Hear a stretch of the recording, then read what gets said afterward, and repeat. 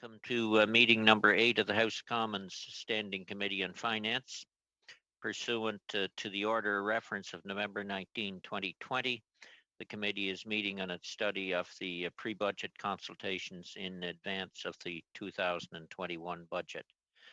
Just for formalities, today's meeting is taking place in a hybrid format pursuant to the House Order of September 23, 2020. The proceedings will be made available via the House of Commons website, and so that you're aware, the website will always show the person speaking rather than the committee as a whole. And I would caution members and witnesses to make note of your mic, and when you're not speaking, to put it on mute. That makes it a lot easier for everyone. First of all, my apologies to witnesses. Votes went about an hour and a half on this virtual voting, and that takes a lot of time. So my apologies to all. So what we decided to do was to try and combine both panels into one. And there is a bit of a problem. I know, Peter, I believe you have to go at 6. And Mr. McLeod also has to leave early.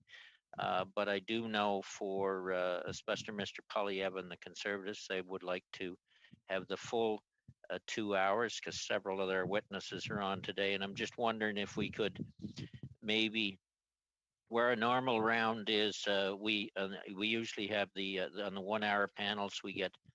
Point of order, Mr. Chair, right? Yeah. Go ahead. I'm just really concerned that Mr. Polyev is not here yet. What I'm going to try and do is satisfy what his desire there, Tamara. Okay. So usually in the first, when we have an hour panel, on the first round, all parties get 6 minutes. Then there's the 5-minute round for the Liberals and Conservatives, and then 2.5 for the Bloc and the NDP, and that's where we have to end it. I'm just wondering if we can allow Peter and Mr. McLeod to leave, but to give Peter his or Mr. Julian his opportunity when we get to the second round, if we could give him the first 6 minutes so he could go, and then we could go the full 2 hours, and Mr. Julian and Mr. McLeod could leave. If we could kind of have an agreement that there'd be no motions or votes for the remainder of the committee. Would that work for you, Peter?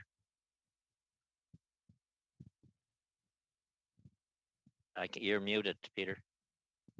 That way we can get the 2 hours that I know Mr. Polyev really wants. Yeah, Mr. Chair, I appreciate you trying to bridge things. My thoughts were perhaps, because I feel uncomfortable about leaving the meeting while it's still going on for obvious reasons, but I could give my second round to the Conservatives, so they would have an extra round of questioning. And that way, if we had all of the presentation right off the top, then I think we could ask questions of any witness, and I would be prepared to give my second round of the Conservatives if we wrap up at 6. Okay, where are you at on that, Pierre? I see your name. So we would still get the same total number of hours. We just combine the witnesses and. Well, we're going to be a little short with that proposal. Well, we should get the 2 hours, Wayne. There's got to be a way to do that. That's what I was trying to do, but by putting Peter on first. Is there somebody else could come in to replace you, Peter? No. And Mr. McLeod could stay.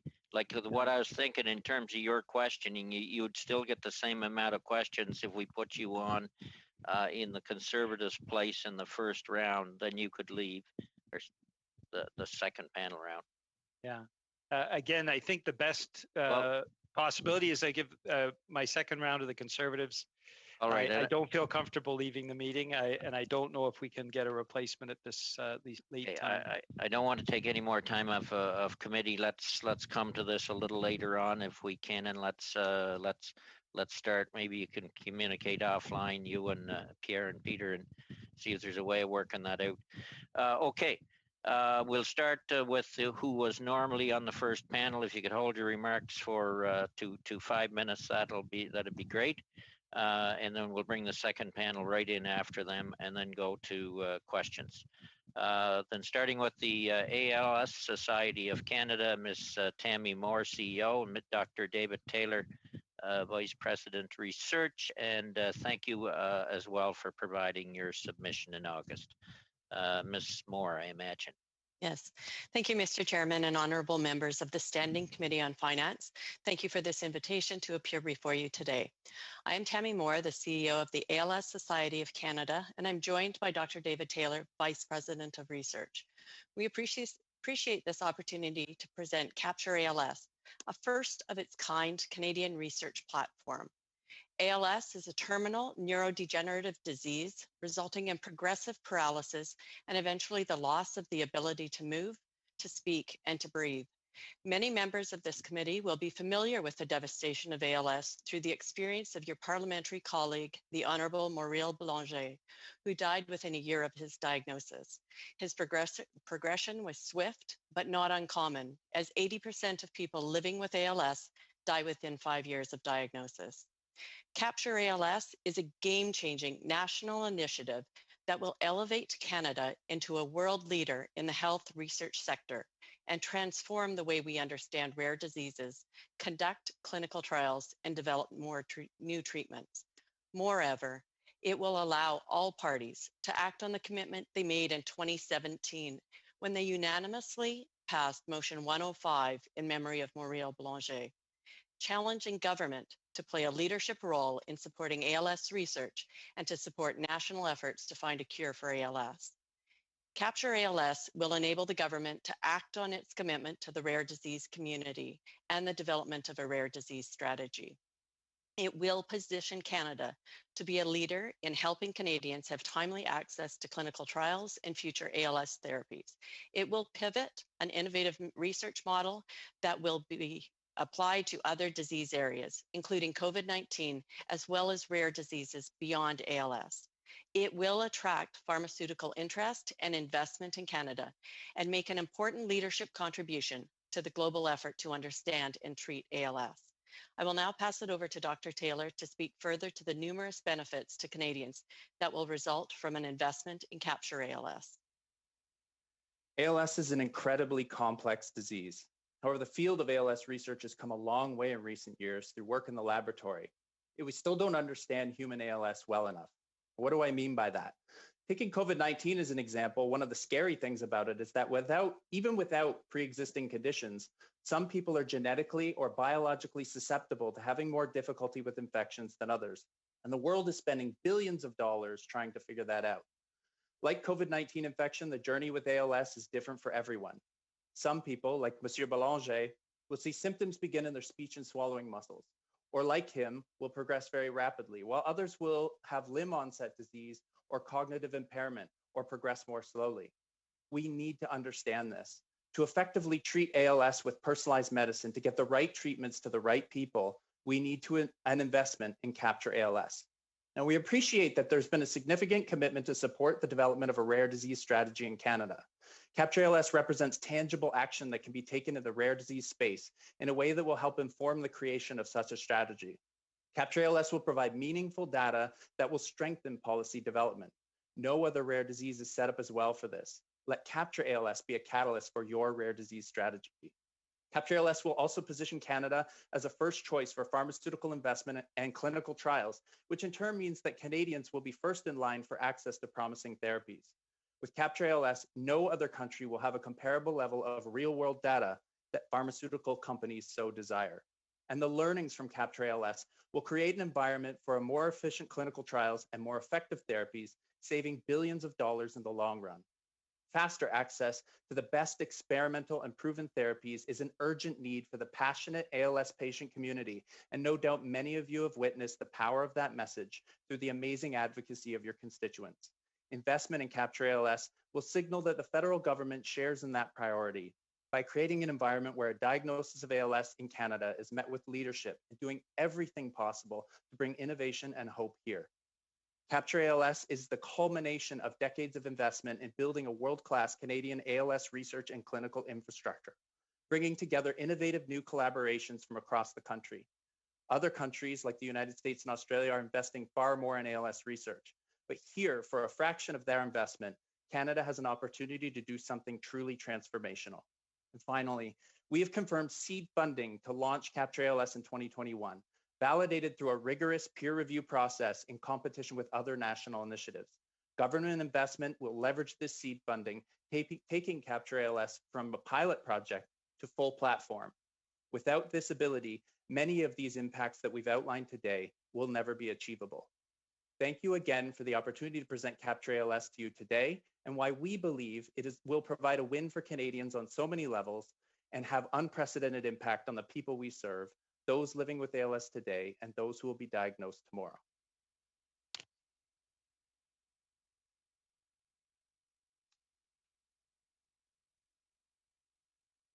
You are muted. Thank you, Dr. Taylor. Ms. Moore, just a point of clarification, that is still the 35 million over 5 years that was in your brief.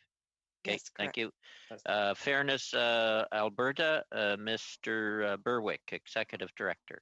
Mr. Berwick. Thank you very much, and thank you for the invitation to appear. It really is an honor to be here again before the Standing Committee on Finance as you prepare the 2021 budget.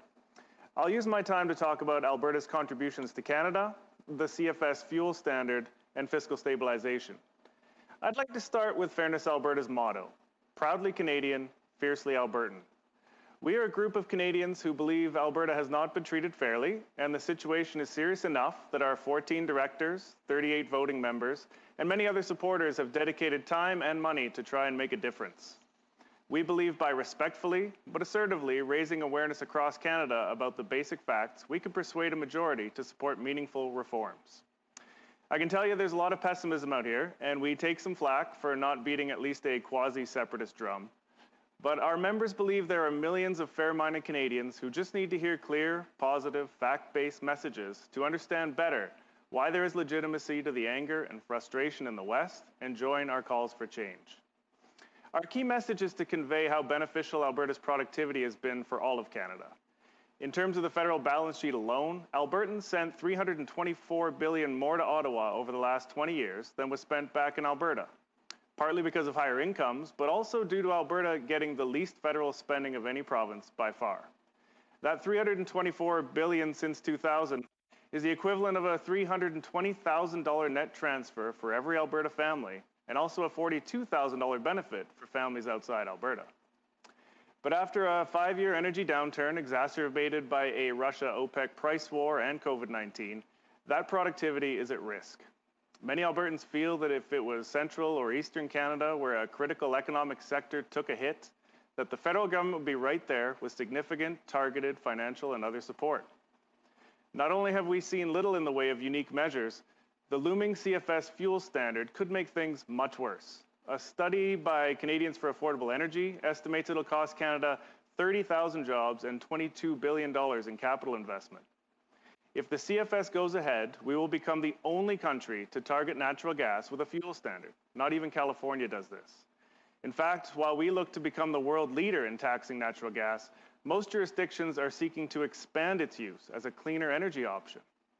The CFS just makes no sense given our status as a sparsely populated, cold weather, exporting nation with an abundance of natural gas reserves. It'll put everyone in Canada who uses it for heat, households, manufacturers, warehouses, certainly industrial users like oil sands and petrochemicals, at a competitive disadvantage globally, just as the world seeks to recover from this jobs and fiscal crisis. Moreover, Alberta is embracing the possibilities from this resource with an ambitious natural gas strategy aimed at plastics recycling, hydrogen, petrochemicals, and LNG. For jobs recovery initiatives like this, we need governments working together, not at cross purposes. We have a moral imperative to restore opportunity for those many families suffering from jobs and businesses lost across Canada, not to prolong it in order to pursue other priorities.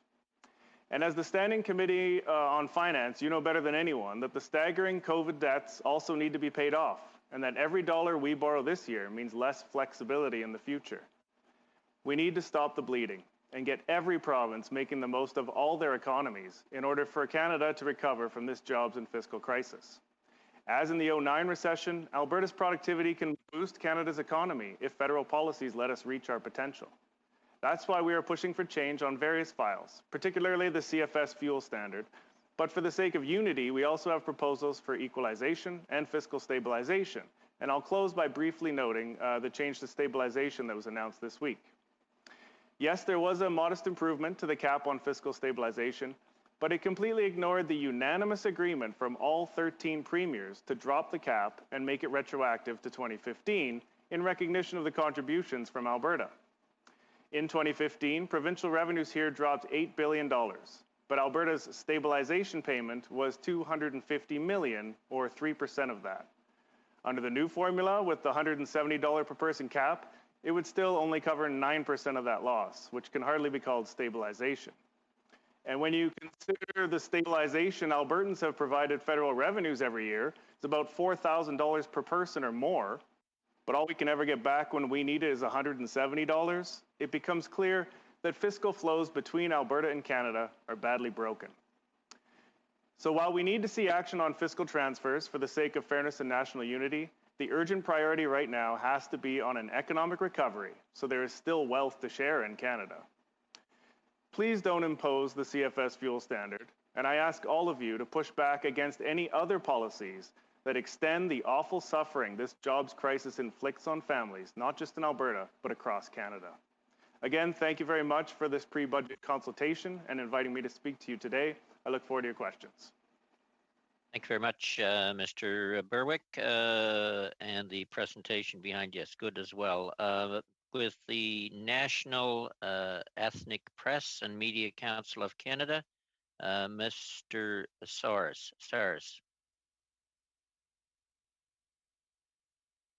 Are we there?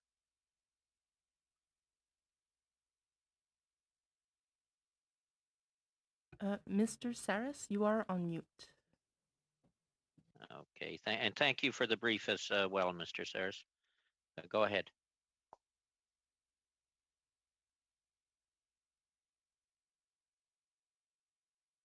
Mr. Saris, your mic is on. You're muted. It could be the mute in the wire and the little wire thing. Sometimes that'll get muted as well. There you go. I hope now it's okay. Great. Now, ethnic media is vital to the integration of the new Canadians into our society, and many immigrants rely on ethnic media as their source of news. For many, ethnic media is their only form of information. COVID-19 has shown the importance of having a strong ethnic press. Despite the purchasing power of minority communities, it can be difficult for advertisers to put together a comprehensive ad campaigning that touches ethnic media in several languages. Unlike largest English and French chains, Post Media, Torstar, Québécois, that can be syndicated across several papers, websites, and platforms, ethnic media has to be engaged one outlet at a time. Ethnic media has been transitioning the digital and new revenue streams, but there must be assistance so that the ethnic media have enough runway to retool their organizations for their new space, particularly since print revenue is drying up and digital revenue is not replacing in a dollar-for-dollar basis. In the budget of 2018, the government put it $50 million to help the media. From that 50 million, that was for 5 years, which means $10 million per year. From the $10 million, the ethnic press received only $600,000. My apologies. The problem is we have 900 outlets in Canada from coast to coast. the $600,000 that we received were enough only to give a very small portion to only 53 outlets. We received about 270 applications. You understand how difficult it was to deal with that and cut someone without any reason because we didn't have the funds. This is the only reason today I'm appearing to ask if it's possible, at least for the ethnic media to get a one-time amount of at least $7 million in order to be accurate and help the members which are serving almost the 40% of all Canadians. At this point, I want to bring to your attention ethnic media has faced profound revenues loss and cutbacks have already taken place. 42% of the workforce has been laid off. A further 21% will be cut without further assistance. Ethnic media has been seen revenue declining by 62%. In fact, right now, at this point, I can assure you that revenue has been cut 100%. Those outlets that continue printing, they are printing only because the publisher can pay the amounts that he needs in order to continue. More revenue decreases will be seen soon. The 62% is all members, and the number is propped up by monthly publications with the pre-sales, excluded public publications from the equation, and revenues is down 71%. Pandemic relief efforts have had little impact on ethnic press. 89% of the members knew about the Canada Emergency Wage Benefits. 68% of them do not qualify. 93% were aware of the Canada Emergency Business Account. 76% of them do not qualify. A top-up of aid to publishers, Canada Periodical Fund, once announced for those who received in 2019. 84% of members did not receive aid to publishers and don't qualify to get that amount.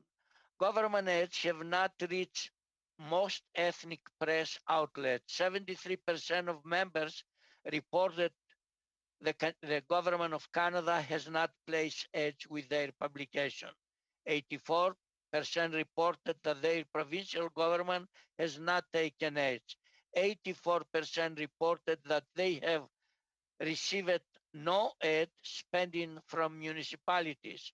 92% reported that no ads were placed by a different public organization. The outlook is black for ethnic media. 51% will close within the next 6 months. 62% of outlets indicated that without significant intervention, they would close up within a year. 33% said they could hang on for fewer than another 3 months. 80% said within 6 months they will need to halt publication. 11% indicated they could go another 365 days without targeting aid before need to close. Many outlets, 34%, simply did not know how long they would be able to survive under the present circumstances. Mr. Saras, I'll have to get you to quickly wrap up. The figures are dramatic, but if we could get to just basically your request, we're tight in time. Well, we do believe that we need from the government at this point, we need to have $7 million immediately in order to sustain the majority of the ethnic press, at least those who are serving newcomers to Canada, and they depend 100% only on the ethnic press. This Okay. is a must. Okay, And something else from the $10 million, instead of $600,000, I believe that should be fair if we receive at least $1.5 to $2 million. Okay, thank you. Then we have your brief to clarify that we can refer back to clarify those points as well. Thank you very much. Then you. turning to Oxfam Canada, Ms. Kate Higgins, Interim Executive Director. Ms. Higgins. Thank you for the opportunity to present Oxfam Canada's recommendations for Canada's next federal budget to you today. At Oxfam Canada, we put women's rights and gender justice at the heart of everything we do in our work here in Canada and in our work with some of the poorest communities around the world. We know that COVID-19 knows no borders and does not discriminate. But we also know that in a world marked by extreme inequality, the health, social, and economic fallout of this pandemic has hit some harder than others. Here in Canada, and indeed around the world, it is women, particularly those on the margins, that have been disproportionately affected. Many women have faced a triple duty of homeschooling, child and elder care, and paid work during this pandemic, leaving them absolutely exhausted. Women make up 70% of all pandemic-related job losses in Canada, and many women have lost their jobs and are struggling to get back into the labour market due to important care responsibilities they have. Women's labour force participation has fallen to 55% in Canada, the lowest in 30 years. Indeed, experts have dubbed the economic downturn we face a she-cession. Today, I want to share with you 3 recommendations for Budget 2021. These are recommendations that seek to provide solutions to the very real crisis we currently face. But they also lay the foundations for a feminist economic transformation to tackle long-standing inequalities in Canada and around the world. First, the federal government must invest in the care sector. If this pandemic has shone the light on one thing, it is the essential role that care work plays in our lives, our society, and our economy. Canada's recovery plan must value women's paid and unpaid work and must expand and protect jobs in the care sector. Investing in more and better care places for children, for the sick, for the elderly will mean that women currently caring for family members will be able to enter the workforce, and we can start to reverse the shockingly low labour force participation rate I mentioned earlier. In addition, the care sector workforce, childcare workers, those brave people working in long-term care homes, health workers on the front lines, are predominantly female, and investment in the care sector has the potential to generate hundreds of thousands of jobs for women, a significant increase in government revenue, and a huge boost long-term to Canada's GDP. We welcomed the commitment to building a publicly funded national childcare system in this Monday's Fall Economic Update. This is a step in the right direction. We call on the government to allocate $2 billion for early learning and childcare in Budget 2021 and an increase of $2 billion each year after to publicly fund a childcare system in partnership with the provinces, territories, and Indigenous governments. Transfers to the provinces should include measurable targets in accessibility, affordability, quality, and inclusiveness. The second area where federal government action is urgently needed is in social protection and decent working conditions for women. It is striking how many jobs that have been deemed essential during this pandemic, carers, cashiers, caterers, cleaners, clerical staff, are jobs that are low paid and lack benefits, such as sick leave. Black, Indigenous, and racialized women, including recent immigrants, are overrepresented in these jobs. Many women in low-paid, precarious employment have difficulty accessing employment insurance when they most need it. So we are calling on the government to expand women's access to employment insurance by modernising key gaps in the existing EI system. We need to adopt best practices from the SERB delivery to turn EI into a more agile delivery mechanism that gets benefits out quickly, expands access to be more aligned with the reality of Canada's labour market, requires lower thresholds for access, and increases benefits to meet income adequacy standards. And finally, COVID-19 knows no borders, and Canada's response to the pandemic should be truly global in nature. Through our international assistance, Canada should invest an additional $2 billion in COVID-19 interventions that focus on feminist programming, supporting sexual and reproductive health and rights, combating gender-based violence, investing in the care sector, and supporting the women's and feminist movements. In the longer term, we should fast-track implementation of Canada's feminist international assistance policy, doubling our international assistance envelope from $6.2 billion to $12.4 billion over 5 years. By playing to our strengths and focusing our international assistance on feminist interventions, Canada can show critical global leadership in defending and sustaining important gains on gender equality that are threatened by the pandemic. Thank you again so much for the opportunity to speak with you today. Thank you very much, Ms. Higgins. Turning then to Jeffrey Booth, entrepreneur and author. Mr. Booth, you are on. Thank you. I want to thank the Finance Committee for inviting me to speak to you again. On my last invite to this committee, as outlined in my book, I explained that an economic policy that requires inflation is incompatible with an exponential advancing technology. They are opposite forces. Entrepreneurs using technology are trying to deliver more value for less to society, which equals deflation, whilst inflation is moving in the opposite direction. And while it is easy to get fooled looking backwards, most of the technology gains are in front of us, which means getting more for less, deflation, is a completely natural process that embraces human innovation in the free market. In other words, policy that is unmanipulated allows that abundance gained from technological progress to be broadly distributed to society instead of concentrated. By failing to recognize the root problem and instead deal with symptoms, policymakers become unknowing participants in a game that will have disastrous consequences for us all. I'm going to try to illustrate what's happening through a simple game.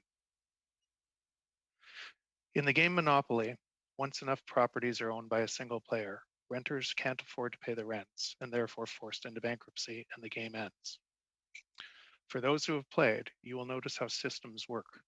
Once you have an early advantage, the game becomes easier because you have the rents to acquire more properties, add more houses, hotels.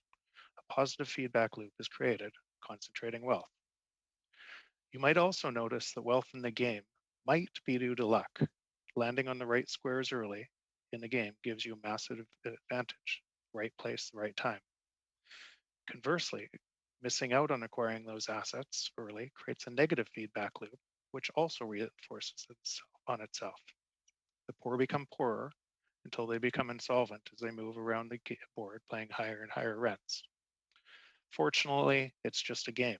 The game ends. Somebody gets bragging rights. All are given a fresh chance to win when the game begins anew, with everyone being equal. But what would happen if the same positive and negative feedback loops happened in life, with the winners acquiring more because they had the assets first, concentrating their wealth and enjoying privileged access to best education, medical, and other services? And for the sake of argument, let's imagine in this life game that there was this giant force, let's call it a central bank, that required inflation and therefore wouldn't let prices fall, which only concentrated wealth faster and wouldn't allow a reset of the game where new players had a chance. How long would the losers of the game play the game when they realized the game was rigged against them?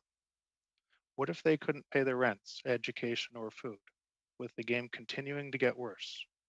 What if the game wouldn't end for them? What would those people do? More importantly, if you were them, what would you do? I would suggest you might do one of three things. Number one, Listen and elect leaders who will tell you they will give you free money. The irony of that free money is it comes at a huge cost in perpetuating the system of inequality, because the debt is too big to ever be paid back with higher taxes. That free money must come through printing of money and higher inflation. Inflation is the worst tax of all for society because it's a hidden tax, and it's levied upon society's most vulnerable because they don't have the assets that rise with inflation, and they don't know better. Inflation is a process by which the purchasing power of their real wages and savings gets destroyed. 2, you might rise up against the winners and burn the game to the wreck ground, and I think you're seeing this all over the world. Or 3, you might play a new game where your money couldn't be confiscated by inflationary policies, and that's what you're seeing in the rise of Bitcoin today. The societal consequence of changing the rules of the game to stop the natural clearing function of markets and lock new players out is concentrating wealth and power, and in doing so, making the world ever more dangerous. The consequences are very predictable. And the crazy thing is, the same thing that central banks and governments are trying so hard to prevent, prices falling naturally because of exponentially advancing technology, might be the best game we ever played. My message is nonpartisan. I fully comprehend the severity of the choices that policymakers on both sides of the aisle are grappling with and trying to save the system, while only making the problem worse. These are difficult choices with no easy answers. But instead of platitudes, I do believe Canadians deserve the truth with respect to something so as important as their money, where it comes from, and why manipulation of money is a requirement of the existing system. Manipulation of money has consequences. Those consequences are far more severe than the monetary theorists, policymakers seem to realize. Technology progress has changed the rules. Ignoring that structural change by printing money is coming at a great cost to our society, our environment, and our children. On the current path, it'll get much worse. For the sake of all Canadians, I encourage the government to investigate this deeper. There is a much better path, one that's congruent where human innovation and technological progress is taking us, a path that leads to broad-based abundance. Thank you. Thank you very much, Mr. Booth. And so from there, we'll turn to Jack Mintz, President's Fellow, School of Public Policy, University of Calgary. Mr. Mintz, last time we could at least touch elbows. We can't even do that today. The floor is yours.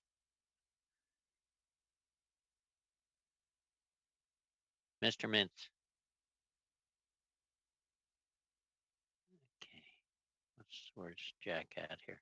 Sorry, I got it. Yeah, there. You can hear me now, right? Yeah, we can hear you now, and you'll have to go a little slower than normal, Jack, due to the translation. Okay, thank you very much, and thank you for the invitation to the House of Commons Finance Committee to appear again. I hope you won't be disappointed. One of the important trends mentioned in the fiscal update that deserves more attention is the effect of the pandemic on structural unemployment. On page 52, temporary unemployment has fallen dramatically, but permanent unemployment is gaining ground. And with labor force exits, we now have a roughly 3% decline of employment since February 2020. Over 1 million workers are unemployed or working at less than 50% of normal hours. In fact, 90% of the latter category is working 0 hours, but are not counted as unemployed, in part due to the wage subsidy that keeps workers attached to their companies. Structural unemployment reflects the pandemic's supply shock, as people were told to stay home. The supply shock has led to a steep loss in jobs and hours worked in certain sectors, especially in hospitality, travel, retail, and commercial real estate. After the pandemic is no longer with us, probably in 2022, many workers will not be able to go back to their original employers in certain sectors, in part reflecting long-term changes in consumer and business behavior. This type of unemployment is different than cyclical unemployment, when jobs disappear in a recession but come back in a boom stimulated by demand. Even if the government tries to prop up demand through stimulus programs, it won't help those who no longer have skills for new employment. Structural unemployment is one issue. The other is labor productivity, which has been virtually flat since 2015 prior to the pandemic. It is well accepted that countries with high levels of labor productivity tend to also have higher personal incomes per capita. Labor productivity is particularly important since the output generated per hour of work provides income available to pay wages, taxes, and other income to Canadians. Our social programs are not affordable if our productivity performance lags. One of the leading factors affecting productivity is investment that enables businesses to adopt the latest vintages of capital, typically reflecting innovative ideas being adopted in business practices. Non-residential public and private capital formation in Canada have declined by 12% from 2014 to 2019. While the biggest decline has been in mining and oil and gas, 53%, investment per worker in other industries fell by 10%. Even intellectual property product investments have declined by 10%, with per capita pharmaceutical research and development dropping by a half since 2007. So if we're going to build back better, we will need to address both structural unemployment arising from the pandemic and productivity investment problems that was already in place before the pandemic. In the immediate term, while COVID still haunts us, we have focused on helping businesses keep workers through wage subsidy program, similarly adopted by 7 other OECD countries. While there have been good reasons to keep workers attached to their companies, we should recognize that the wage subsidy is biased against capital-intensive industries, an issue partly addressed by the rental subsidy program. Other countries have taken on other short-term policies that also help business investment besides deferral of corporate tax payments. 28 OECD countries, including Canada, have provided deferrals. These policies include investment or research development tax credits or enhanced deductions, 14 countries. Accelerated depreciation, 5 countries, although we've introduced that in 2018.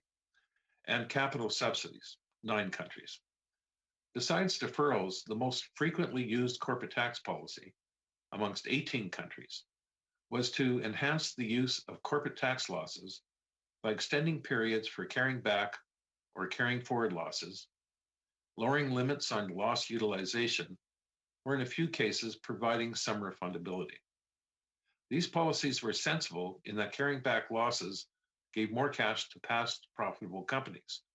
Lost companies cannot use carrybacks.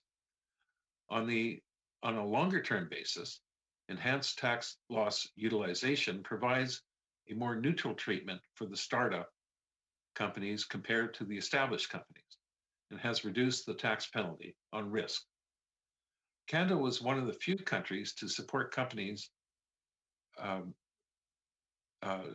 was one of the few countries not to use the corporate tax or other policies to support companies with capital investment directly during the pandemic. This should not continue in the recovery period, since our investment performance must be improved to spur both innovation and growth. The update surprisingly had little to say about private investment, even though it is so important. As we've seen this with this pandemic, it is the private sector that delivers technology, vaccines, and even groceries to people. Government programs should enable, not obstruct, private investment. And let me provide some policy examples. The federal government should have a greater focus on regulatory reform to spur investment. For example, policies such as pharmaceutical drug price controls are hurting Canada's capacity to develop its own drugs and vaccines. Another is the following. The time taken to obtain project permits for infrastructure is one of the slowest amongst OECD countries. Even the recently amended regime for resource regulatory approvals has failed to shorten the time taken for pipeline approval, such as in the case of the 2.3 billion Nova Gas Transmission Limited project was unduly delayed by a year. The federal government should also be taking stronger leadership role in achieving an internal economic union in Canada. Current interprovincial obstacles to trade and even regionally based federal tax, regulatory, and employment policies undermine the free flow of capital and labor in Canada. The cost of internal trade barriers alone is estimated to be 4% of GDP. Jack, could you sum up fairly quickly, please? Yes, actually, I'm pretty well done. I'll just mention one more, and that is the following. We should make sure that any social policies do not increase our already high marginal tax rates on the working poor due to income-tested programs. This discourages work, education, and training, even if the resulting income is taxed more heavily. I could go on at length. However, I'll stop here and take questions later. Thank you, Mr. Mintz. I hate cutting people off, but it's my job, I guess, today. Then turning to Mr. Rocca, President, Four Pillars Consulting Group Incorporated. Mr. Rocca. Thank you, Mr. Chair and committee members, for having me here today to represent Four Pillars Consulting Group. Merci de nous offrir cette opportunité. Four Pillars Consulting Group is a franchise owners who provide debt consulting, financial education, and credit rehabilitation services to those facing insolvency. We've been in business for 20 years with 50 offices located throughout Canada. Over our long history, we've assisted tens of thousands of Canadians to navigate the complexities of the insolvency system as they face crushing debt loads. We support them through their unique situations by providing debt relief and recovery solutions. We appreciate that this committee has been taking testimony for months now on the post-pandemic economic recovery. You're more than aware of the statistics, and many have expressed concerns for the pre-pandemic rise in debt levels being held by Canadian households.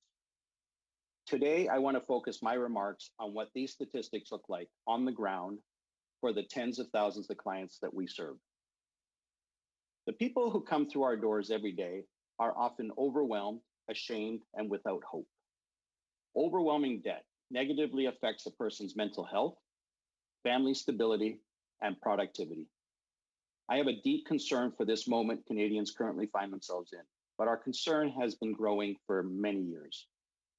Canada's Bankruptcy and Insolvency Act is intended to provide honest Canadian debtors with the right to a fresh start, the right to deal with and move beyond overwhelming debt. What we've observed, however, is that the legislation and the system that supports it have some significant systemic challenges that make their fresh start far from certain. Given that the recovery of our national economy will require Canadians to achieve a sustainable, solid financial footing, our main recommendation to this committee is to undertake a thorough review of the Bankruptcy and Insolvency Act from the viewpoint of the debtors. In particular, I have three areas of focus I believe require your consideration. Number one, the debtor's rights to an equal playing field. The current system is preferentially weighted towards the creditor. Banks have extensive resources and a mandate to make money for shareholders.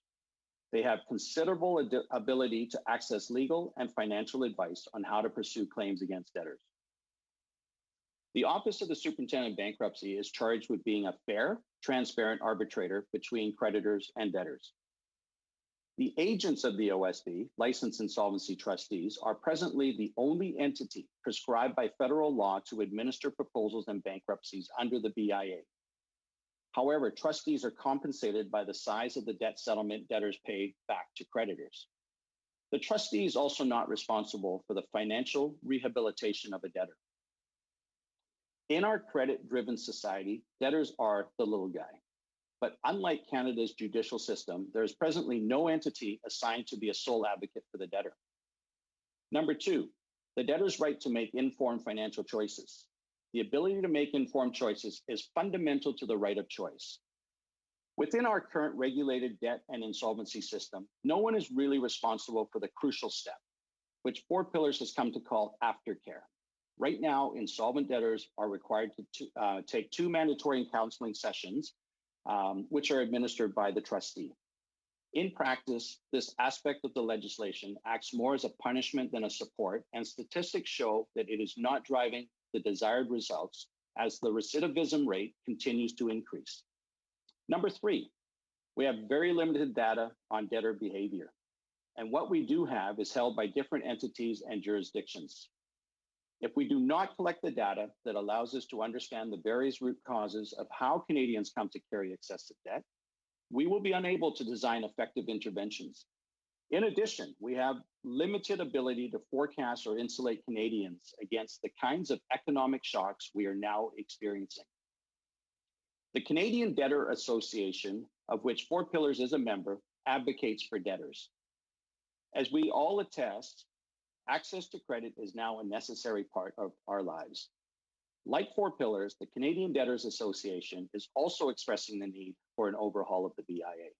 Recently, some of its board members have been in touch with some of you to discuss ways to have a review at the parliamentary level. Four Pillars believes the debate must shift towards a more debtor-focused approach. Should the sky-high debt loads that we're seeing today become tomorrow's insolvency crisis, then putting debtors at the center of the solution is the only way forward. In closing, please allow me to offer our support. We have experience and knowledge to contribute to this work and do not feel it is for the public sector to shoulder this burden alone. We look forward to the opportunity to work with you to improve Canada's consumer debtor outcomes. Thank you. Merci. Thank you very much, Mr. Roca. Our last panelist will be Mr. Cross from McDonald Laurier Institute. Philip, the floor is yours. You've been here lots of times. Go ahead. Sure, thank you. I hope I've unmuted myself successfully. Everything's good? Okay. Yep. I'd like to start by recognizing Paul Rochon's admirable service as Deputy Minister of Finance for 6 years in the most trying of circumstances. The fall economic statement suffers from cognitive dissonance, or what George Orwell in 1984 called doublethink, since it requires believing 2 contradictory ideas at the same time. On the one hand, its projections of government spending and deficits paint a picture of few long-term effects from the pandemic. At the same time, this benign long-term outlook is based on the assumption that interest rates stay low due to subpar growth for years to come. Despite the pandemic's unprecedented shock, government finances are forecast to essentially return to where they started. After doubling this year, total government spending as a share of GDP in 2025 falls to 14.5%, slightly below where it started in 2019, despite a near doubling of debt in the intervening years. Government revenues are projected to rise about 0.5 percentage point of GDP. As a result, the federal deficit as a share of GDP in 2025 is projected to be only marginally higher than it was in 2019. However, this forecast of the negligible impact of soaring cumulative debt on annual deficits assumes interest rates stay at record low levels and that higher government spending is temporary. The bond market says unequivocally that economic activity will remain subdued for a prolonged period. The fall statement does recognize the pandemic lowers our potential GDP by $50 billion by 2025. Yet, despite slower potential growth and an aging population, government spending magically is not affected. While markets have priced in an extended period of low interest rates, the fall statement ignores the effect on our financial and pension systems. Clearly, low interest rates have a significant impact. Most pensions are based on actuarial assumptions of real interest rates of 2 to 3% over the longer term, much higher than they've been for years. The December 2019 fiscal update from the Department of Finance acknowledged the negative impact of the lower interest rates on its own employee pension plan. That date revised up the deficit partly because increased expenses related to the actuarial reevaluation of employee pensions totaling $33 billion over the next 5 years. This is only one of the many distortions caused by ultra-low interest rates, yet there is no discussion of the impact of lower interest rates on the viability and risk-taking of pension plans. The fiscal update acknowledges other ways this recession differs from any seen before and has lasting consequences. It shows on page 52, which Jack also was drawn to, the rising share of permanent layoffs in unemployment as the initial shock of the pandemic wore off.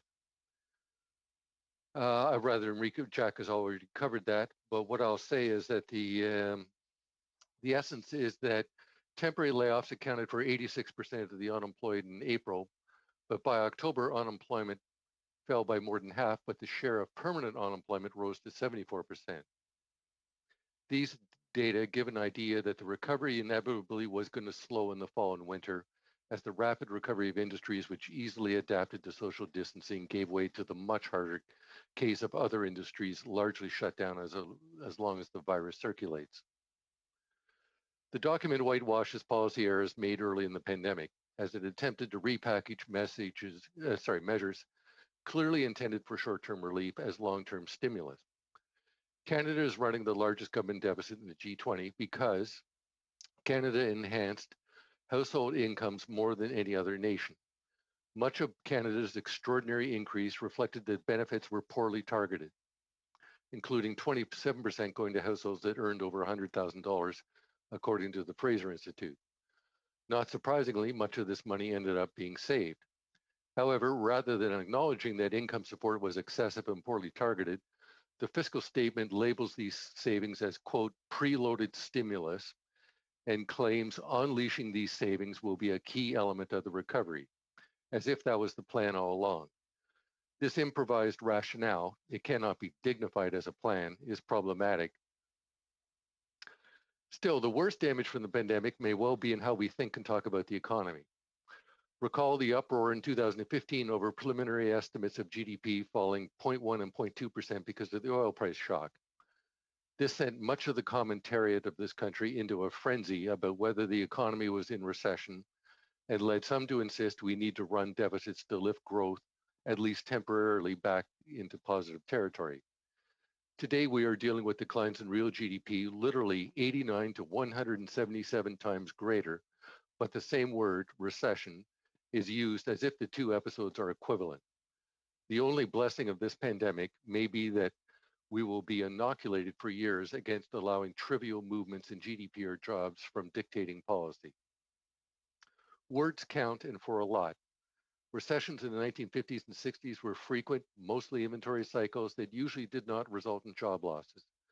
But after the '74 recession, the public and policymakers began to associate recessions with major losses of incomes and jobs, and increasingly did everything possible to delay them.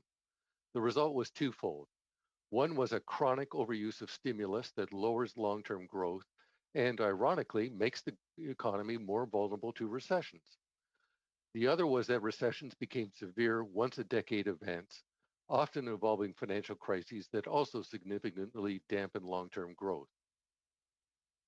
Similarly, the increase from a $39 billion to a $381 billion deficit has been made banal in public parlance by sheer repetition. Before 2020, a deficit of even $100 billion was unimaginable, but now many shrug as if it has become the norm. Instead of treating a $39 billion deficit as unusually large, the false statement holds it up as a satisfactory goal to pursue. The unrelenting focus on monetary and fiscal short-term stimulus to the economy has been at the expense of ignoring their negative long-term impacts on potential growth. It is little wonder that economists increasingly call slow growth the new normal. Thank you.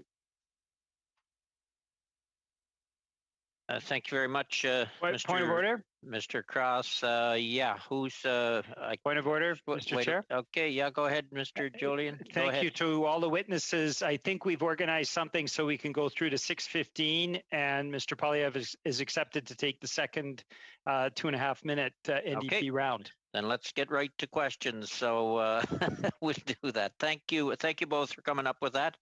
I have on my question list first Mr. Kelly, Zerowitz and Fraser splitting, and then St. Marie and Julian. Mr. Kelly, the floor is yours. And then after that, it's Polyev and McLeod. Mr. Kelly.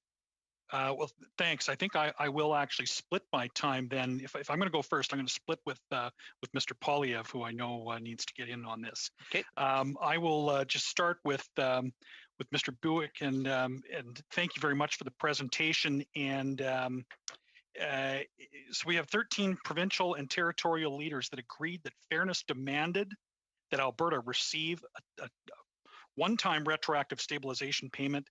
The announcement that we had ignored this really unique moment where 13 provincial and territorial leaders agreed not that they should get more money, but that one province, that fairness demanded one province receive it.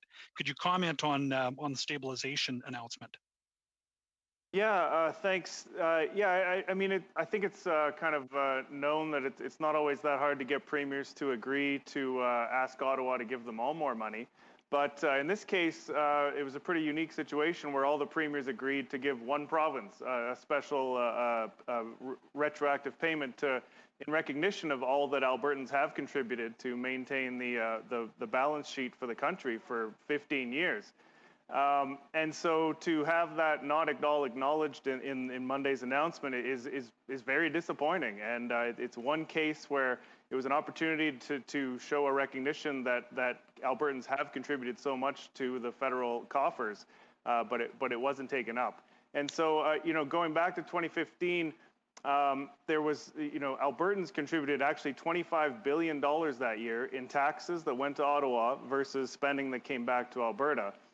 And so by the end of the year, though, the revenues had dropped $8 billion, as I said. So the $250 million that we got as a fiscal stabilization, a kind of an insurance program for provinces to be able to maintain services when they have a sudden drop in revenues, that $250 million that came back was 1% of the $25 billion that Albertans sent to help Ottawa. And absolutely staggering. We're on really staggering figures, and thank you for sharing that. I'm going to leave the rest of my time then for Mr. Polyev. I'm passing it over to Ms. Jensen. Okay, all right. You'll be on a little later anyway, Pierre. Ms. Jensen, the floor is yours. Yes, thank you. I'd like to get my question to the ALS group. I just had a roundtable with an ALS group of sufferers, and they were very clear that they just don't have time. And it looks like the changes to the PMPRB are going to make it even more difficult for them to get the medicines that they need. I wonder if you could speak to the challenge. Will the changes to the PMPRB affect their access to the new treatment for ALS that's available? We have significant concerns about what it will do in terms of access, and we do believe that it is going to cause concern within the pharmaceutical companies in terms of Canada as a marketplace, which in fact will restrict access, both when we look at clinical trials and the potential to come to Canada, as well as Canada as a marketplace for the new therapies that we do see coming down the pipeline. Okay, thank you. And I have a quick question for Mr. Mintz. Given how much has been deferred in terms of delayed taxes, about $124 billion, that's come out of consumers' pockets, is there any room for tax increases like the NDP wealth tax, the new proposed streaming taxes? Would you recommend holding off on CPP increases started in January, given the problems of small businesses?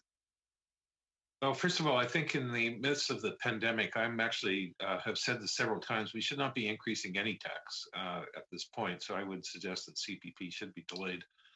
But also, I think we should have avoided carbon tax increases, and we should have avoided anything else, including even though I support them, the GST that's going to be put on digital services. I would do that after the pandemic is finished. With regard to your other question at the beginning, the pent-up taxes or delayed taxes, deferred taxes. Yeah, the deferred taxes. Well, I think we're going to need to think of serious tax reform. I think we have a serious competitiveness problem. We're losing capital to other countries. We have our Canadian companies that are investing abroad. We've had poor investment performance.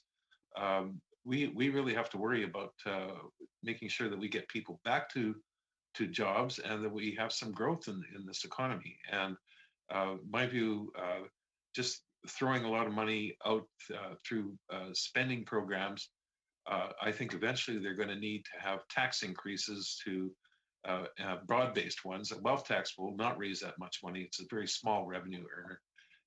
You're going to need broad-based taxes. We have to be honest with Canadians. You're going to see a GST increase. You might see payroll taxes. and other things if we try to start generating a lot of new programs that weren't affordable before COVID, but now all of a sudden become affordable, which they're not. And You Mr. got Mintz, about a minute left there. okay, Mr. Mintz, you did mention actually also the PMPRB, those kinds of regulatory issues. Could you maybe speak to that as well? Well, I think we have to be concerned that we've seen this significant decline in pharmaceutical spending in Canada over the past while. I took that off the industry or the ISED website and corrected for inflation and growth in the population. And we've had this significant reduction in per capita spending. And many of the pharmaceutical companies I know are really concerned about two regulatory issues, one being intellectual property and their protection of patents. And I happen to know a very large company was going to invest in Canada recently and has decided not to because of that. But also the price control issue is also a very significant thing. And we talk about having vaccine manufacturing capability and other things. I think it's going to be very important that we make sure that we are attractive for pharmaceutical company investments. And so we've got to be careful with the way that we frame our policies. Okay, thank you. Thank you all, Ms. Zerowitz and Mr. Fraser, splitting your time. 6 minutes. Thank you so much, Mr. Chair, and please cut me off at 3 minutes. I just want to thank everyone for their very important presentations and for being here today. I'm going to start off with Mr. Saras, and Mr. Saras, I'm going to cut you off at 1 minute. I apologize because I have to get to 2 other people.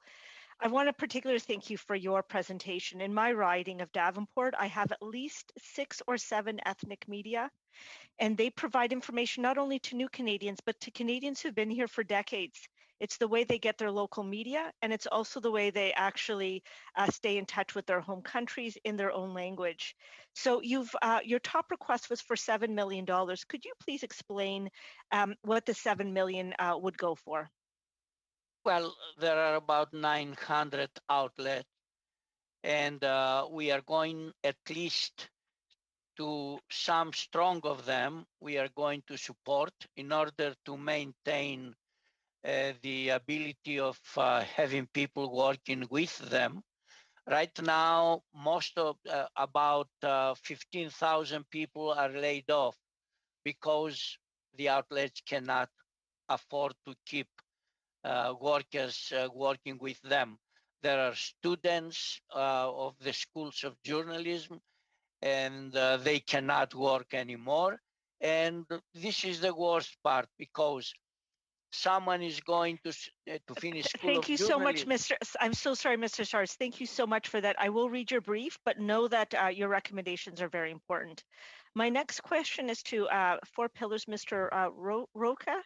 Mr. Roca, if you could, you've made a very powerful presentation. What is your top recommendation that will support Canadians at this time when we are coming out of this pandemic and when we're expecting bankruptcies to go up? So what's your number one recommendation? And regulatory change or legislative change might take a long time. So what would be the one thing that you think we could do that would be helpful to Canadians?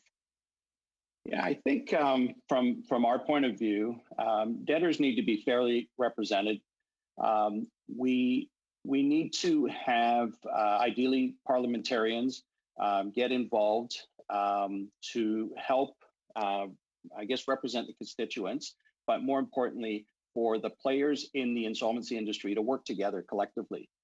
Right now, it's such a creditor-driven, as I mentioned in my brief, and I think that debtors need more representation. So I would say that have people that work with debtors accepted. Okay, thank you. Maybe my last question is to Mr. Mintz, very quickly in the 15 seconds I have. Mr. Mintz, do you believe that we should be eliminating interprovincial trade barriers to allow for the free movement of people and goods? Well, you know, we have something in the Constitution, Section 121, that was intended to try to remove trade barriers. I think we should, but I also think we have to remember the federal government itself has some regional policies that also interfere with free trade.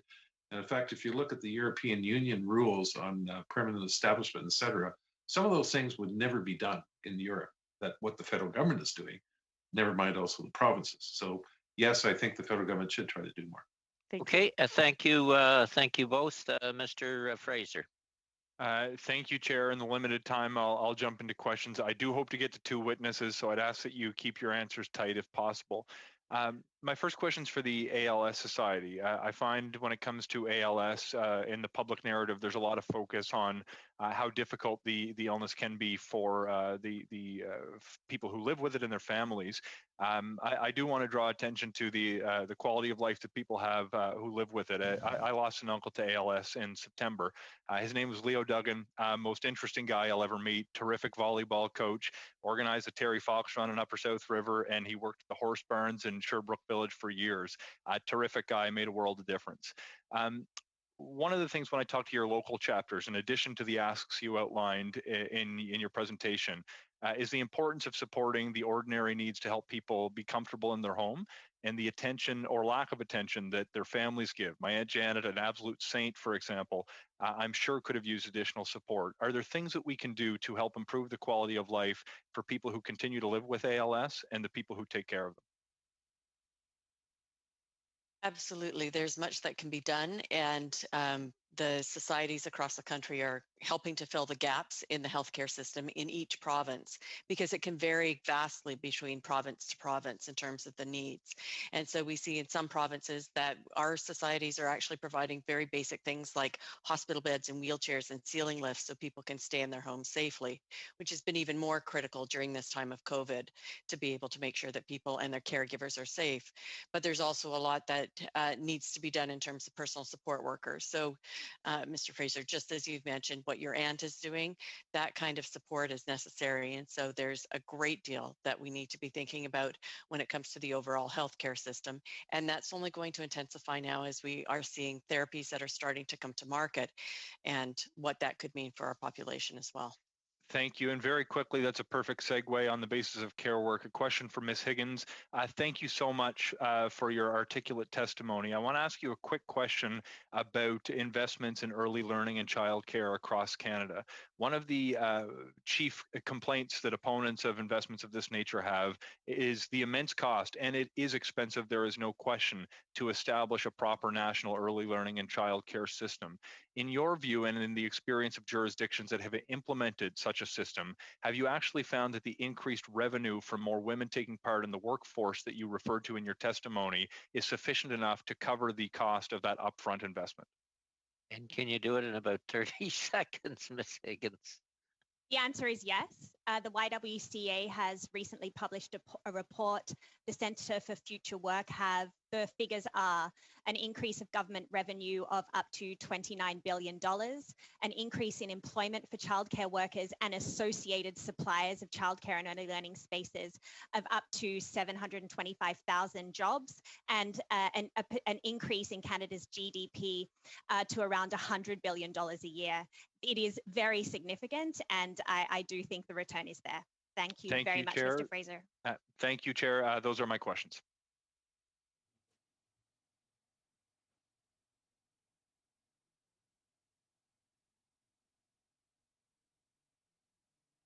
Sorry, guys. Yeah, I was on mute.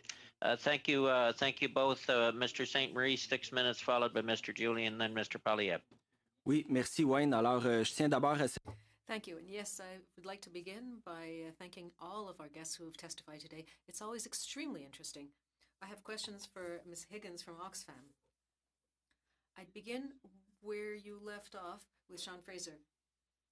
In Quebec, we do have a family policy with early childhood centers and daycare centers which are subsidized.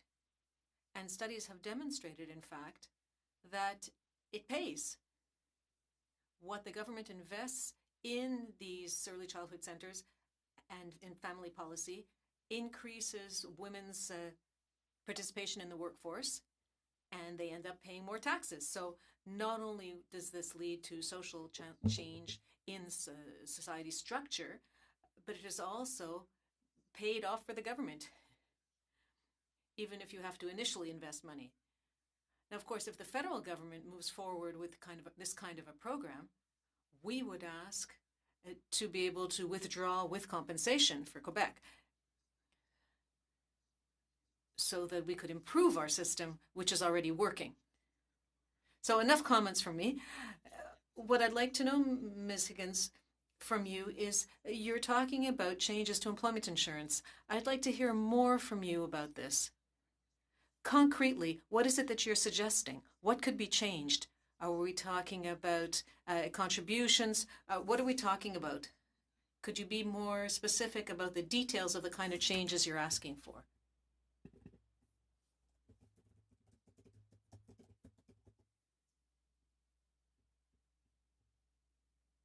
Microphone, please. The bottom line for us is that our EI system needs to be modernized, and there is lots that we can learn from the CERB rollout that we should be transferring to an EI modernization. Our point is that the nature of the labor market, and particularly the nature of jobs where many women are working in very precarious, low-paid work, these jobs are not necessarily covered by employment insurance, or the benefits are not good enough and they have to move from one job to another. So what we are saying is it needs to be more agile. It needs to require lower thresholds for qualification and engagement in the employment insurance system. And it needs to have improved benefits that meet income adequacy standards. And what we really mean by this is that EI should be providing a living wage to those that are working, to those that are claiming it. It's very important, and I think if there's anything that COVID has shown us, it's that our EI system needs to modernize, to get with the times, to make sense for the sort of labour market we have, to really give employment protection to those that most need it. Madame Higgins, je vous... Ms. Higgins, thank you for this very clear answer. In the government's economic statement Monday, there was an announcement. Oh, somebody is showing me something. Oh, hello? There was an announcement of a sum of money for a recovery plan to come later, maybe in the next budget. And so we're still in the midst of the pandemic, but once we're out of the pandemic, to relaunch the economy, we could go forward with a recovery plan. I believe that you are suggesting that the government invest in the green economy.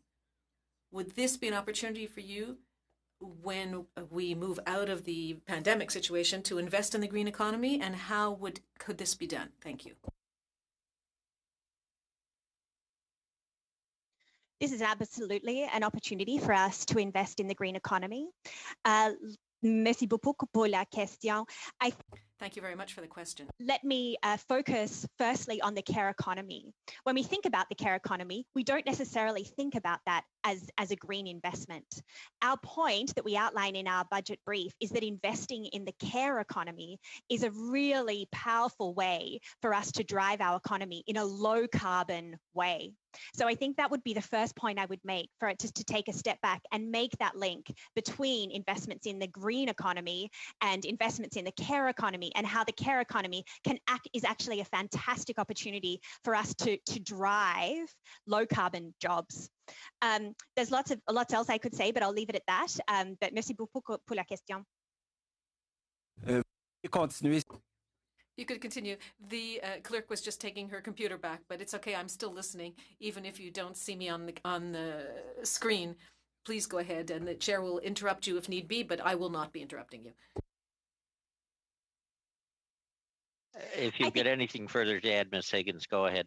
Sure. My second point would be, I think the investment in the green economy is absolutely critical. What we are calling for is that investment in the green economy does take into account the diversity of people that are seeking jobs, that need jobs.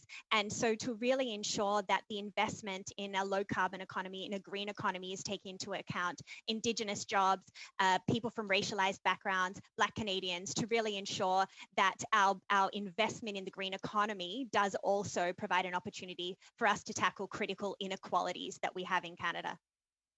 Okay, thank you all. We'll turn to Mr. Julian, who will be followed by Mr. Polyev. Mr. Julian. Thank you. Thank you very much, Mr. Chair. Thanks to all our witnesses for your excellent presentations, and we hope that you and your family are all safe and healthy during this pandemic. I've got 3 questions. I'll try to go through them quickly. First, for Ms. Higgins, we are living with profound inequality that's been exacerbated during this pandemic. We've seen billionaires adding $53 billion to their wealth, bank figures, profit figures this week that were through the roof. And yet, as you point out, putting in place a national child care, making those investments would actually be an economic boom for Canada. So do you think it's a question of choices? Right now, we have no wealth tax. We have no excess profits tax like we had in the Second World War. We lose $25 billion a year to overseas tax havens. We spend billions of dollars on supports to the oil and gas sector. Do you feel that we should be taking a different set of priorities, investing in things like childcare and putting in place a fair tax system so that the wealthiest, the most privileged, actually have to pay their fair share of taxes? Yes, absolutely. Oxfam Canada and Oxfam is in favour of a wealth tax. We do have seen, as you said, huge increases in inequality globally and in this country. In Canada, the top 1% own significantly more wealth than the bottom 70%. So we do think a wealth tax is one important strategy, one important tactic, one important tax that we can use to try to drive down this inequality that we have seen. That would be my first point. My second point, and I do know that I sound like a broken record, but I am trying to be absolutely crystal clear. The opportunity that we have to invest in the care economy is here. It is now. The public understands this COVID pandemic has shone the light on the criticality of the care economy to our families, to our communities, and to our economy. I think there is really rising and very strong evidence that demonstrates that childcare investment in the care sector will end up paying for itself. As I said, it is a critical strategy for ensuring that women can re-enter the workforce post-pandemic and during the pandemic. We have seen a huge reduction in labour force participation for women. So that is one strategy and one way that we can boost economic growth. It will also provide jobs to women who are our childcare workers, who are our long-term care workers, who are our healthcare workers. There are 2 points that we outline in the brief that I should just also really like to emphasize. Sorry, yeah, if you don't mind, I have to move on to the next, go. Your brief was excellent. And as we pointed out, very prosperous countries like Norway and Switzerland have wealth taxes. So it's about time Canada started being smart about its tax system. So thank you. Ms. Moore, all of us think of people we know with ALS. I'm thinking of my good friend Norm McIsaac that I taught with. And I guess if you could in 1 minute tell us what would happen if you don't get the $35 million over 5 years, and what would happen if you received more than that $35 million budget? What would you be able to do in addition? Thank you. I'm actually going to turn this question over to Dr. Taylor as he represents our research program. So if we do not get the 35 million, then we will do as we always do, which is fight for our community and scrap and scrounge till we do it, because this absolutely has to happen. But we feel that this is a tremendous gap that we have, and we've just heard about the support and the needs for support across the country. So our grassroots fundraising across Canada of the dedicated ALS community goes a lot towards support. So we need to look to the government to be able to provide that gap in terms of research funding, especially so we can get to that point where pharmaceutical investment is profound here in Canada and can support ALS research in a prominent way. In terms of what we could do with more money, well, with regard to Capture ALS, we could make sure that every person diagnosed with ALS in Canada could be part of Capture ALS. Right now, we're looking at 1,000 people. But we could do so much more, and I think we could certainly turn this into a treatable disease much faster if we had more funds. Thank you very much. Mr. Saris, I represent a riding where there's 150 different languages. So the ethnic press is the main press as far as I'm concerned in my community. You've outlined the lack of supports that you've gotten during the pandemic. But can you tell us a bit about the impact of competition from companies like Facebook that don't pay taxes in Canada, that are able to compete and run many of your associates and many of the media out of business because the government's never put in any regulations and never required them to pay income tax in Canada?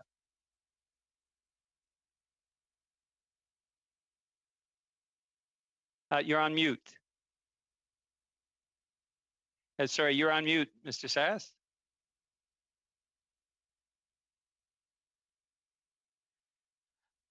The last few years, we tried to reach the government in order to solve this problem. The foreign companies are receiving about $170 million advertisement from the government of Canada. They don't pay a penny in tax. We are working day and night trying to survive without any advertisement from the government of Canada, sometimes from the provincial government or even the local governments.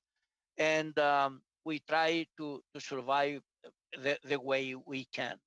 So the problem is that we employ Canadians. We are giving money to Canadians. And we, at the same time, a member of the ethnic press is an unpaid civil servant. He's offering the ability to new Canadians to learn about the culture of the new country, the politics of the new country, and to help them integrate into mainstream Canadian society. Unfortunately, we have been cut off from any help by anywhere. Thank you. Thank you. Thank you all. Mr. Polyev, we're on with you. And because we are going to run out of some time, I'm going to give you a 6-minute round. Thank you very much. Dr. Mintz, the government seems to think, and so does the Bank of Canada, that we don't need to worry about the monstrous debts that the public and private sectors are building up. We now have the highest debt to GDP ratio by far in the G7, with the exception of Japan, at 384% debt to GDP ratio of public-private combined. This is far and away the biggest we've ever faced in Canada. But the bank and the government says, don't worry, interest rates are low, and they won't go up until the economy improves. However, you know better than anyone that rates skyrocketed in the late 1970s from 8% to 22%, even though we had a miserably poor economy, bad growth, high unemployment, and interest rates rose to contain out of control inflation. You've pointed out that we have a supply shock. That supply shock puts upward pressure on prices. Do you think there's a chance that we could be surprised by inflation in the medium term, and that interest rates may rise more quickly than any of the decision makers in the government tell us? Well, first of all, I think right now, if there was if spending was held down to grow at a, let's say, population and prices, as an example, for the next number of years, and we were able to deal with some of our other issues that we need to deal with, I think we're okay. However, if we keep running large deficits over the next number of years, and debt continues to pile up, where net debt, even under the economic and fiscal update, suggested could rise by 2025 to 60%, which is starting to get very, and that's just at the federal level, never mind the provincial level. And of course, well, you mentioned our household and corporate debt on top of that, but leaving that aside for a moment, we will get to a point where high indebted country may find that all of a sudden that international investors are worried about holding that debt, and that could cause credit spreads to increase and interest rates to rise much more quickly than we expect. So yes, I think the threat is there, and the threat will become apparent over the next 5 years, especially if we repeat the period 1976 to 1986 or 85 roughly, when we ran very large primary deficits, where we not only didn't cover any interest expense, but we didn't cover our program expenditures. And that's my biggest fear, is that we're going to get into that. Right, and as you know, the old saying is that compounded interest is the best servant and the worst master. It works in your favor if you're the one lending, but against you if you're the one borrowing. Do you think there is a chance that there will be medium-term increases in interest rates? And if there are, could Canada find itself in some sort of a debt crisis? Well, I think we also have to remember we're building up debt very quickly. So the base is getting larger. So right now we're at 1.2 trillion. I worked out the forecasts for 2025, assuming that the $100 billion of extra spending is adopted, that we are going to end up having $1.6 trillion in debt, which doesn't include other provincial debt and doesn't include unfunded liabilities. So if you have a rise in interest rates, particularly on this very much larger base, and let's say they even go up from, let's say on average 1.5% to 3%, that will double, and plus we've more than doubled the size of the debt, so we've quadrupled the size of the debt. And so all of a sudden those interest expenses start becoming a much bigger part of the budget, much more expensive, and we end up putting more money of our tax dollars into paying interest than we do in trying to fund other. In a heartbeat, because I'm running out of time, could that lead to a debt crisis? Oh, it could potentially lead to a debt crisis, but we also have to remember there could be potentially another bad event happening. You know, a lot of people run these models assuming nothing will ever happen after COVID.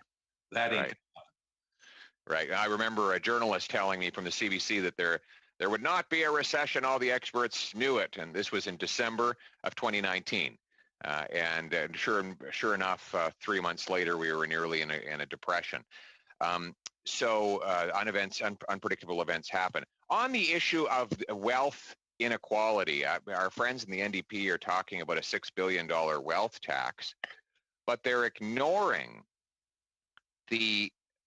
simultaneously the massive subsidized ballooning of the wealthiest people's assets through the quantitative easing program. The Bank of Canada is printing money and buying the assets of the very rich, ballooning asset prices, and causing billionaires to make vast fortunes regardless of what industry they're in. Not because of their sales, but because of the inflation of their asset values. That's $400 billion being pumped into the assets of very wealthy people. The NDP is concerned about $6 billion, fine. But I think all of us are asleep at the switch as the wealthiest people in the country gain the biggest increase in unearned wealth, perhaps in my lifetime.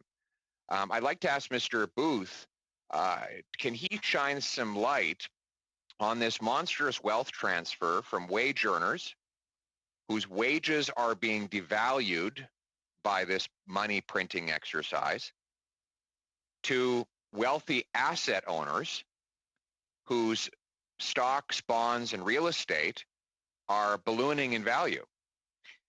Tough question to do in a minute, Mr. Booth, but Pierre is considerably over already. Go ahead. I'm sorry. I can do it. That's exactly what's happening. And a lot of the conversation that I hear today, well, it's well intended. It's dealing from within the system. And everybody's out to get their hand out from within the system. Well, the system contributes that overall inequality and makes it worse and worse and worse. And that's the problem. The system requires inflation and all the monetary easing. The interest rates in a free market would be way higher. Canada wouldn't be able to get away with it. That's why the printing of money to be able to drive that monetary experiment, which increases the wealth gap. It's way worse than that, and this is important. Right now, there's a bunch of let's fix the green economy, and some of that might be right, but think about it deeper. What that means is if today, right now, with solar coming on, it's a cheaper form of energy, and it's applying extra energy to the market. So that extra energy coming into the market at a lower price is just bringing down oil prices and everything else.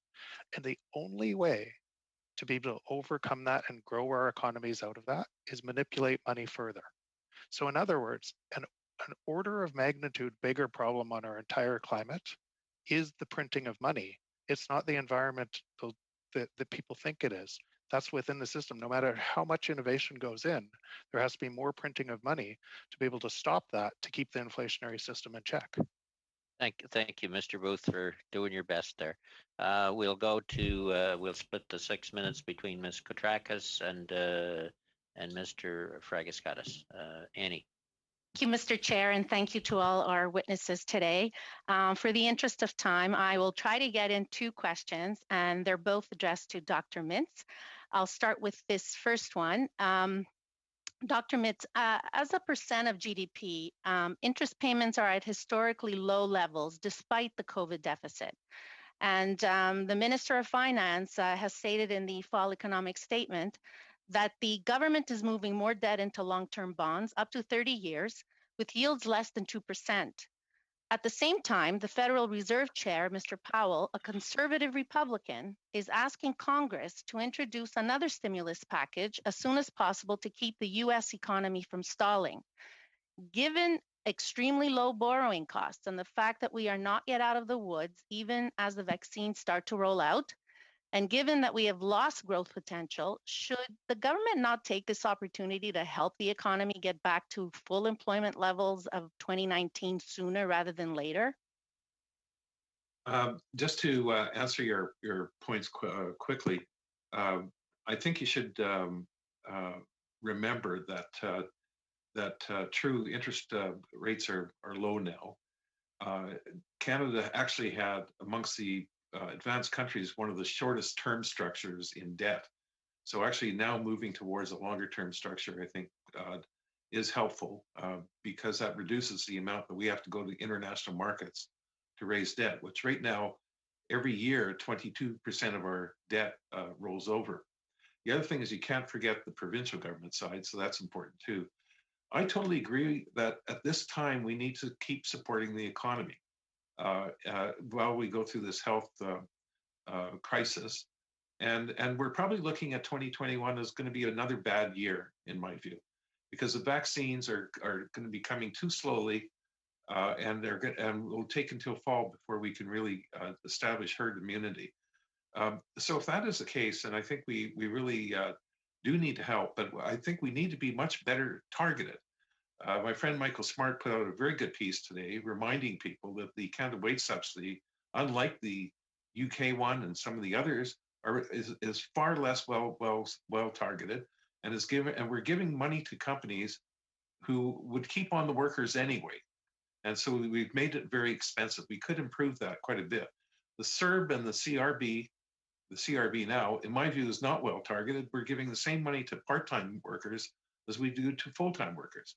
So it's not that we shouldn't help people, but we shouldn't do it to the extent that Canada, unlike any other OECD country, except for the United States, has buoyed up household income so much during the recession that people actually made more money on average. It's 11% more under the OECD numbers, and in the update, 13% more, which is a huge amount of money. So we need to be a lot more careful. We'll have to end a very quick one then, Annie. Okay, but had we not done these programs, would it not be more expensive? Would it, more expensive to slow down a sputtering recovery? Had we not done what we did, wouldn't our economy recovery be worse? No, you're thinking like demand was creating more growth. We had a supply shock. You could throw tons of money at people and they won't go out and spend, which is what happened. Consumption actually declined. And savings went up hugely, actually. So really, it's really the opposite. What we've done is that you have mortgaged the future with overzealous spending. And so we just went overboard. That's my point. Not that we shouldn't have spent, but we went overboard. Okay, thank you both. 2 minutes for you, Mr. Fragaskatis, and then we're done. Sorry. Thank you, Mr. Chair. To Mr. Cross, you have written, sir, that there isn't a she session underway in Canada. In other words, the pandemic, in your view at least, has not disproportionately negatively impacted women. Is that correct? I'm referring to a Financial Post piece that you... Sorry, there, yeah, right. That's what I said, yeah.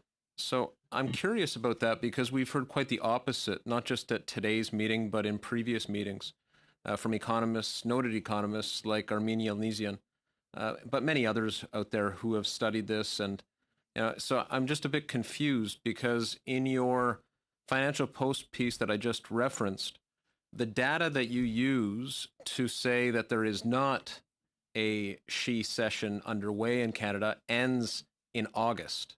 You take a small snapshot. Ms. Yelnidzian wrote, and it's not my job to defend her, I just want to put on the record, I want to make sure that committee members, including myself, have accurate information in front of them. She wrote a rebuttal piece to you in which she referenced what was going on in the month of September, the month that information is most recently available. And I'll quote from that piece. She says that in the month of September, there were over 350,000 jobs missing from the economy, lost jobs because of COVID-19.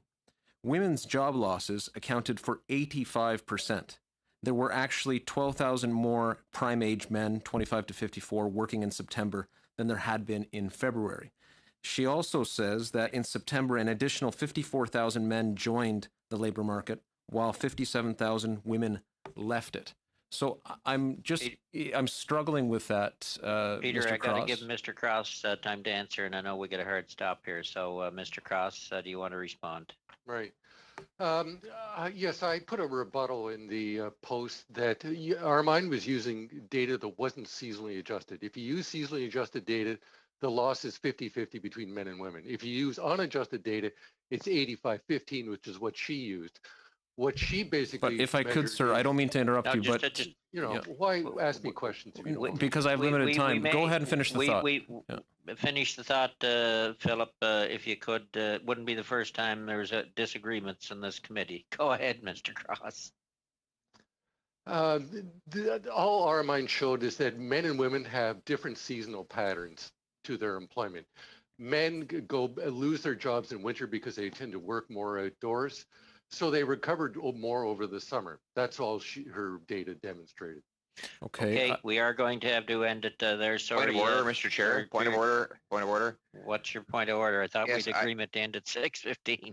I know. I just, Mr. Falk hasn't had an opportunity to speak. I understood that he was going to be getting Peter's 2.5 minutes.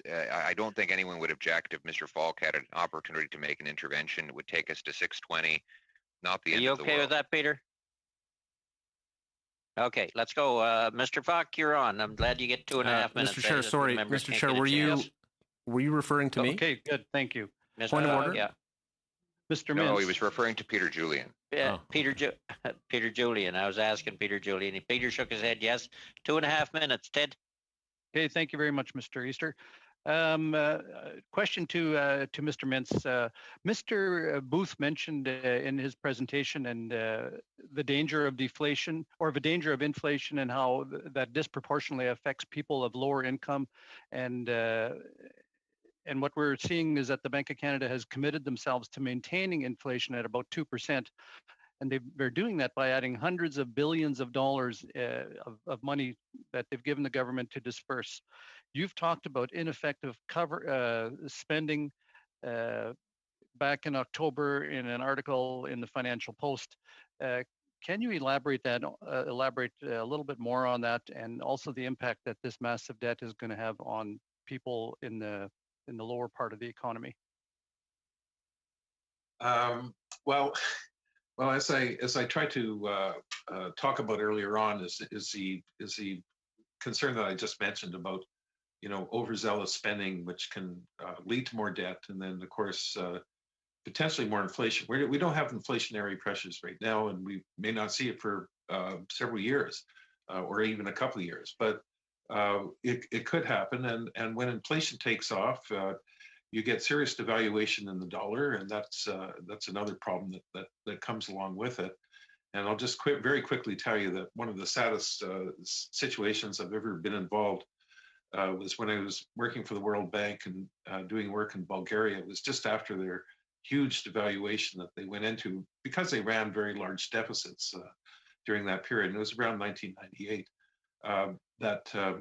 the saddest thing was seeing very poor people on fixed incomes, tend to be pensioners and others, that really suffered when prices actually doubled in just 1 year. And so that's why economists often talk about inflation tends to be really hardest on lower income people or people with fixed incomes where they don't have an offset from that inflation.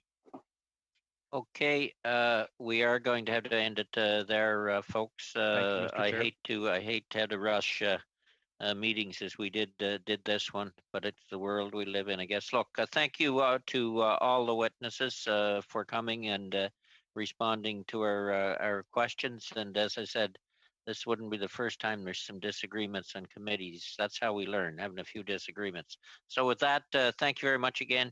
Meeting adjourned. The committee will meet on Monday night. Bye-bye.